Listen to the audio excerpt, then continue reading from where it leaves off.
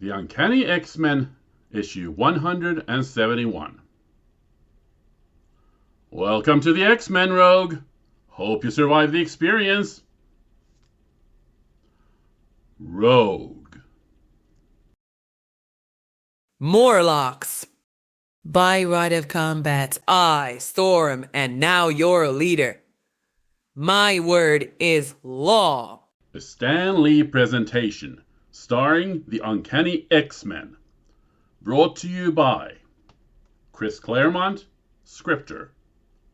Walt Simonson, guest penciler. Bob Wycheck, finisher. Tom Orzechowski, letterer. Glynis Wein, colorist. Louise Jones, editor. Jim Shooter, editor-in-chief. If you wish to live apart from humanity, in these tunnels 1,000 feet below the streets of New York, then so be it. But no more will you treat its inhabitants as prey. You will not attack them for money or for sport. You will not steal their children to swell your ranks. You will not kill them. They hunt us. We're mutants like you, Storm. Outcasts. Hated simply because we exist. Why shouldn't we get as good as we get? Because I forbid it. Are any here willing to challenge me? I thought not. If you would have peace and a secure future, Morlocks, trust me, do as I command. The alternative is too terrible to contemplate.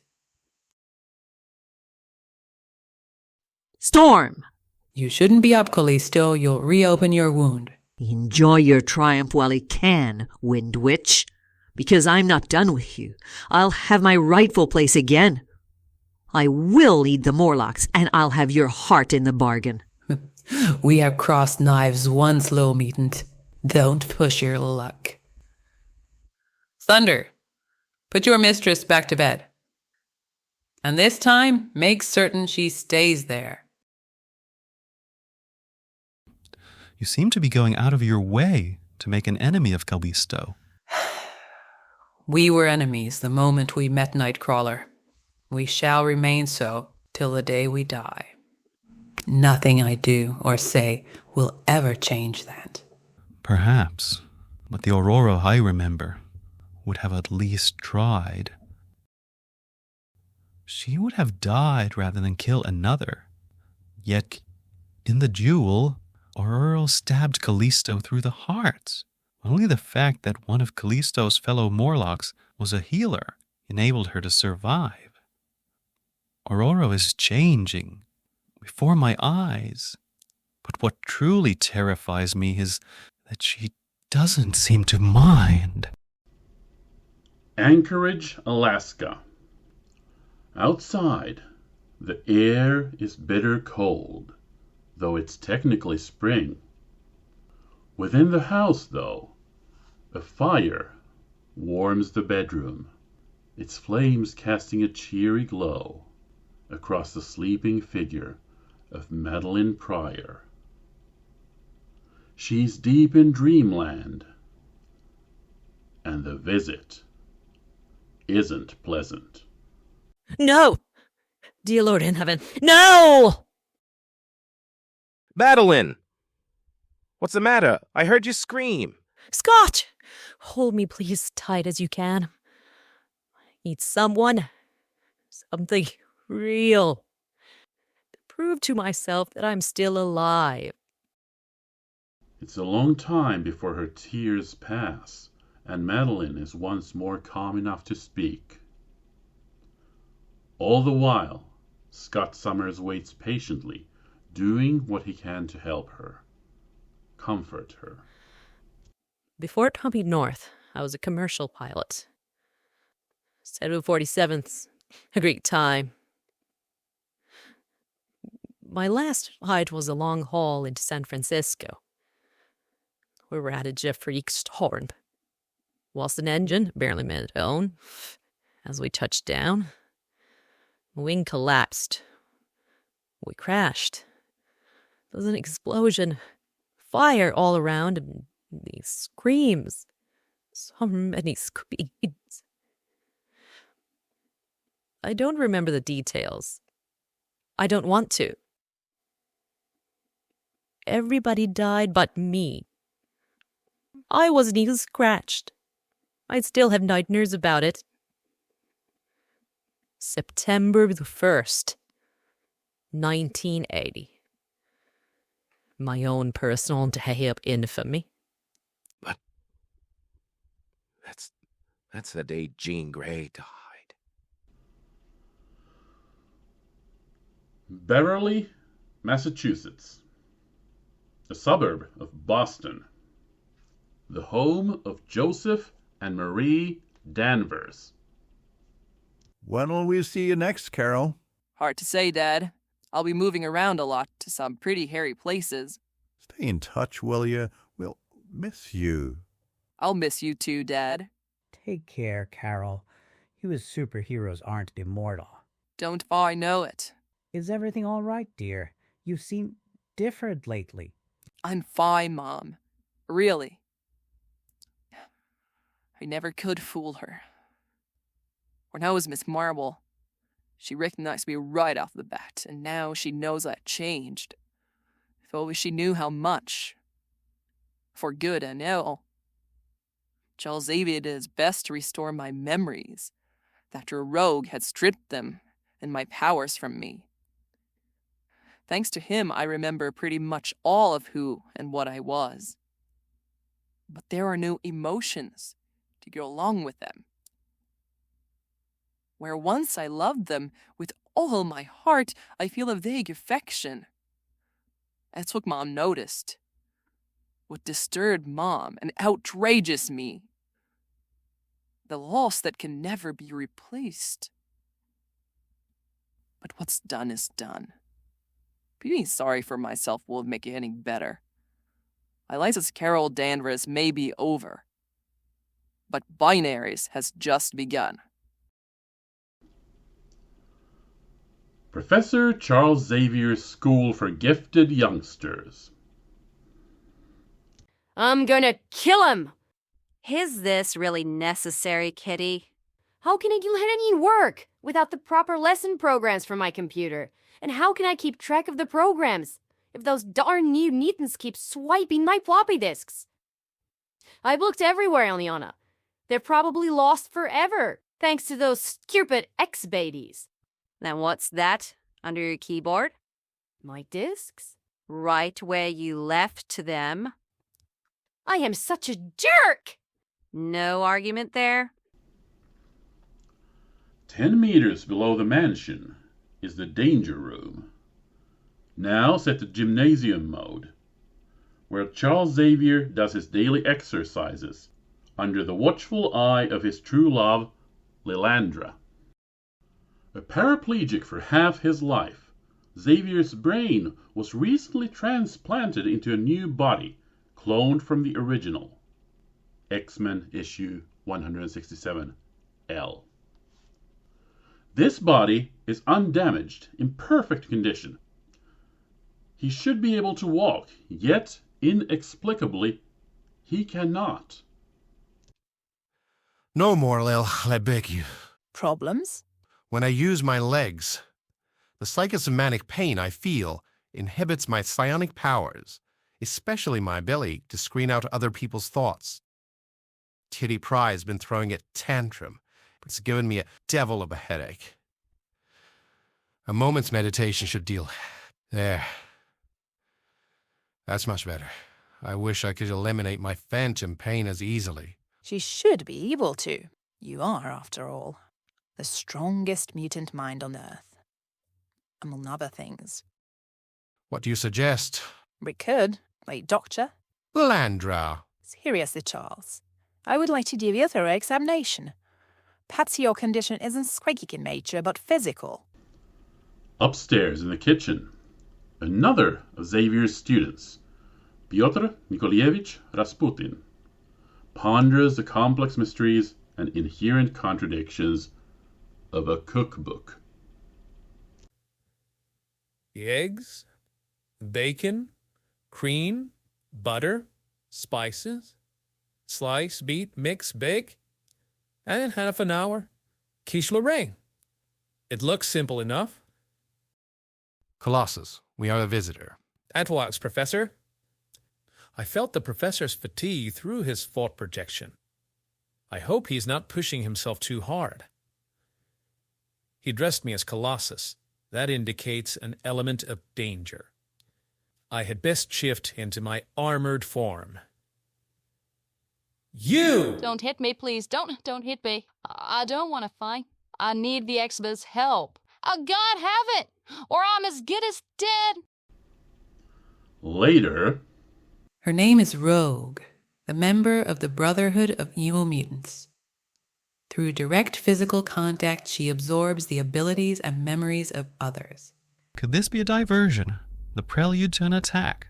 I scanned the estate, Nightcrawler. She is quite alone. Why are you here, child? What do you want? You're the telepath, Xavier. You tell me. Professor Xavier, if you please. I cannot effectively read your mind, Rogue. You possess two diametrically opposed thought patterns, one of them alien.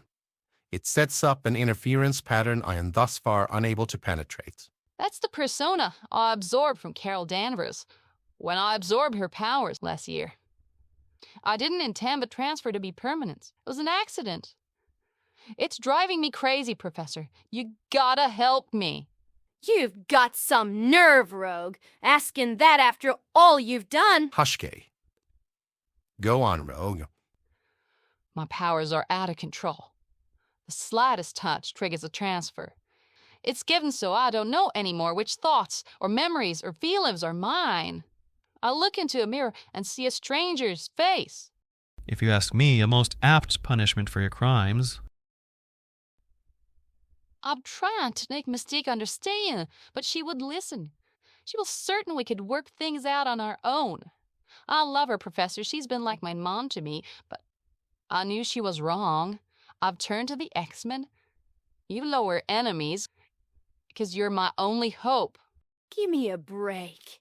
Kitty, I didn't say anything. your thoughts were plain enough. That's not fair. Are you being fair to Rogue? Is there any reason why we should be, Mynheer? I accept your dislike and distrust of our X-Men, but I would rather not conduct an examination with such concentrated negative emotions so close at hand. I'll summon you when I'm finished. Are you sure this is wise, Professor? She's dangerous. Willandra and I can take care of ourselves, Storm. And as for Rogue, I believe we have nothing to fear from her. I have never heard him so angry. What did we do? Should we leave him alone with Rogue? The professor gave us little choice, Kurt. We must assume he knows best. I can't just stand around waiting, Aurora. You'll drive me as nuts as Rogue. I want to hit something. So what else is new? She has a point, Colossus. Perhaps the session in the danger room will cool all our various tempers and frustrations. And so, Have fits and tantrums become your solutions to everything, Kitty? They get results. I suppose if you're fond of black eyes or sore throats. We're ready whenever you are, little sister. Famous last words, big brother. What's the program? That's my surprise. Here we go. in the blink of an eye, the master computer transforms the room from a featureless steel box into the throne chamber of the other dimensional demon lord, Belasco. Months ago, he kidnapped Ileana and, although the X-Men's rescue was successful, a fearful price was paid. For in Belasco's domain, the normal rules of time did not apply. What to the X-Men was a visit of a few hours, was to Ileana an exile lasting years. She entered a child and emerged an adolescent. In X-Men issue 160, L. What happened in between, only she knows. She and the sorcerer she called Master. Valesco. Ileana, have you flipped? What could you have been thinking of? I'm aborting your sequence, reverting the room to normal. Did you do this intentionally, Ileana? Was this your surprise? He scared the life out of me, and I'll bet the others as well. Valesco's one creep I never want to see again. Even as a holographic illusion, I figured you'd feel the same. Hey, Ileana, you okay? I guess not. Ileana, it's me, Kenny. Your roommate. Your best friend. Where'd that sword come from? Sheila Hoshimi's business. My cheek. I'm bleeding. But I was phasing. The blade should have passed harmlessly through me. She doesn't recognize me. She means to kill me. And she'll do it too if I'm not careful. I've got to disarm her. Keep her that way till she recovers her senses. Kitty, where am I? With friends! You're home. You're safe. I saw Belasco.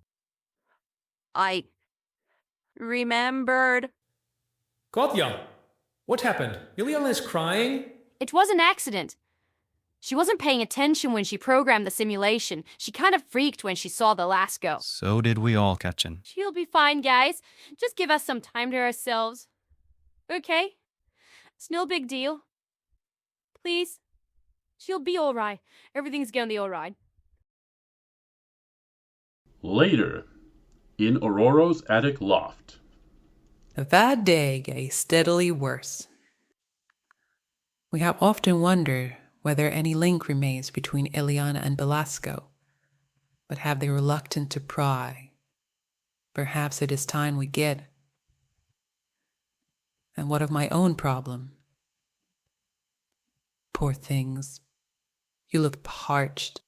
I fear I have neglected you late. Forgive me.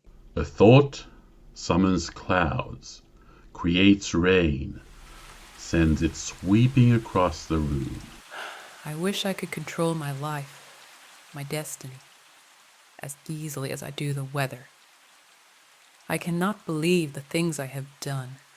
The jewel, this morning's confrontation with Callisto, they all fly in the face of all I have ever believed about myself. And yet, the same inner metamorphosis seems to be making me a better leader of the X-Men. Is that bad? I feel as though I stand at a crossroads. To remain an X-Man, especially as leader, I must sacrifice the beliefs that give my life meaning. If the alternative means leaving those I love forever. This is my home. They are my family. How can I desert them?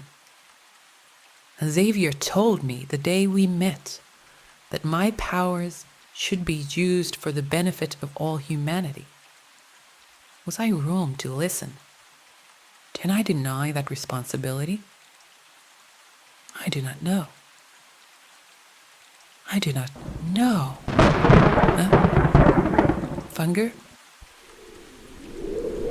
My rain shower has grown into a full-fledged storm. It is destroying my plans. A gesture, a thought, disperses the storm as easily as it was first created. But the damage has been done. Weather around me always reflects my emotional state, my anxiety, my confusion, my fear manifested themselves as violence. And my poor plants suffering for it.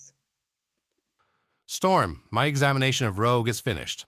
Please report to my study. It is because of you that I became an X-Man, old man, and that decision is destroying me. As I broke my psi-link with Storm, I caught a thought flash from her. She's unusually disturbed. Have you probed Tiba to learn why? That will have to wait. Rogue is my primary concern at present. If it's a serious problem, she'll no doubt tell me. I've questioned Rogue at length and am convinced of both her need and her sincerity. Therefore, I have decided to admit her not only to the school, but to the X-Men as a probationary member. No. I beg your pardon, Storm. I lead the X-Men, Professor. I think that entitles me to some say in this matter. You know Rogue's history. Are we expected to fight beside someone we do not dare not trust, who might betray us at any time? Meanwhile, an unsuspecting binary at last returns home.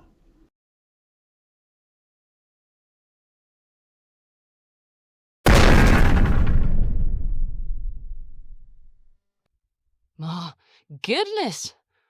I've been hit before, but never like this.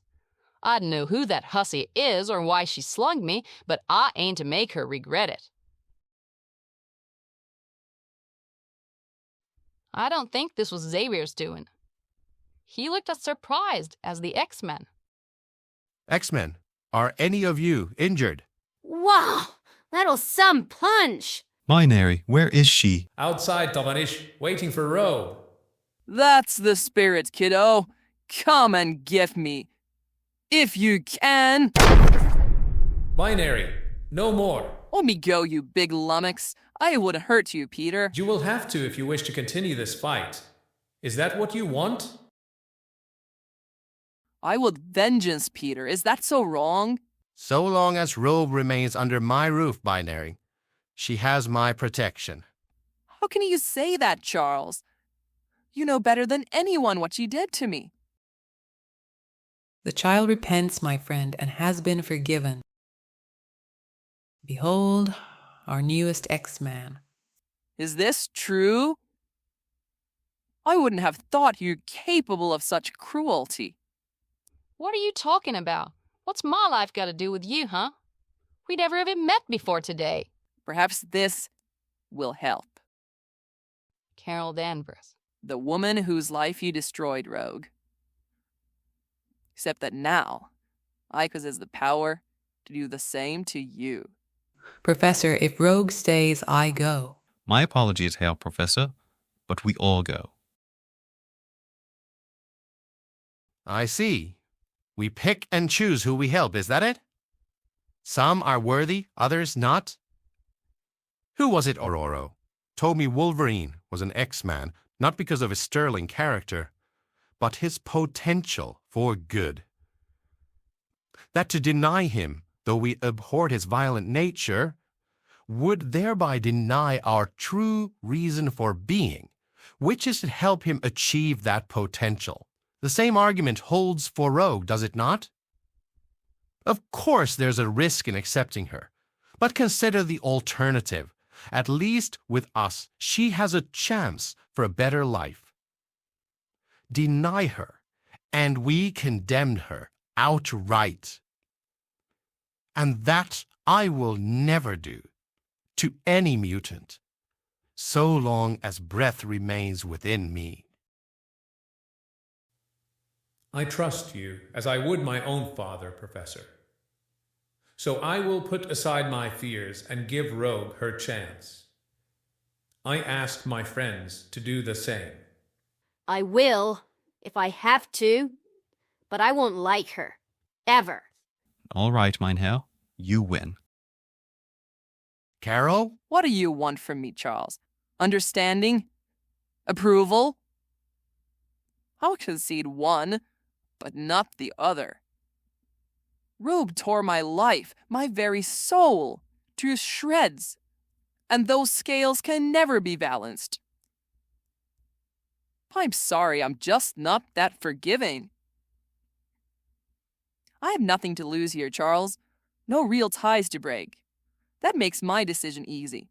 I'm not an X-Man, and all of a sudden, I'm glad. Will she be back? In her own time, perhaps, Fräulein, when the hurt is less. Aurora? Carol is right. And you are right, Professor. So which is the better road to follow? Like all of you, that is a decision I must make for myself. What now, Windrider? Wasn't that I could soar at home, free and uncaring as a bird, to the woman I was, the life I led? Does every adult yearn so for childhood? Every person faced such awful dilemmas. I wish I were the goddess men thought me in Africa. For then, with a wave of the hand, I could cure every ill, make everyone happy. I am only human. I must therefore cope like everyone else as best I can. This is my moment of truth. I want to leave. Yet duty demands I stay, though that means accepting rogue. Whatever I choose, I will no longer be the woman I was. But what will I become? Aurora or Storn? Which is it to be?